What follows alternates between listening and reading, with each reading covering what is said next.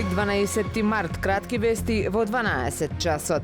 Во Охрид и натаму е стабилна состојбата и нема деца заболени од голема кашлица. Специјалист епидемиолог доктор Јованка Стурлакова-Коровешовска за Супер радио вели дека иако и претходно имало висок процент на вакцинирани, зголемен е одзивот за вакцинација, најмногу за ревакцинација по најавите дека ќе има инспекции во градинките. Потенцира дека вакцината заштитува и апелира до родителите да размислуваат зрело и да ги вакцинираат своите деца. Во објектите на детската градинка Јасна Ристевска во Охрид состојбата е стабилна, а 20 на деца периодов треба да одат на закажаниот термин за вакцинација.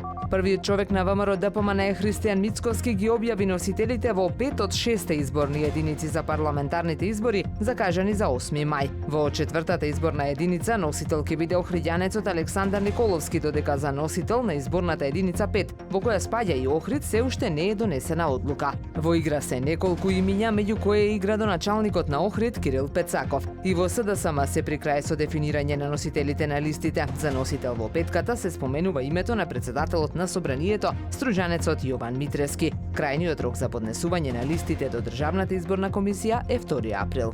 Во јануари годинава во Република Македонија се евидентирани 47.761 туристи, од кои речиси 60% се странски, соопшти Државниот завод за статистика. Во анализираниот период најмногу бројни биле туристите од Турција, над 5500. По нив следуваат гостите од Србија, Грција и Албанија. Вкупниот број на туристи во јануари оваа година во однос на истиот месец лани е зголемен за 10,1%, а кај бројот на странските туристи се бележи раст од 15,5%. Времето денес променливо облачно со повремени врнежи од дожд, дува слаб до умерен југозападен ветер. Максималната температура во Охрид до 11 степени. Повеќе информации на ohridpress.com.mk. Уредник и водител на вестите Даниела Спасик.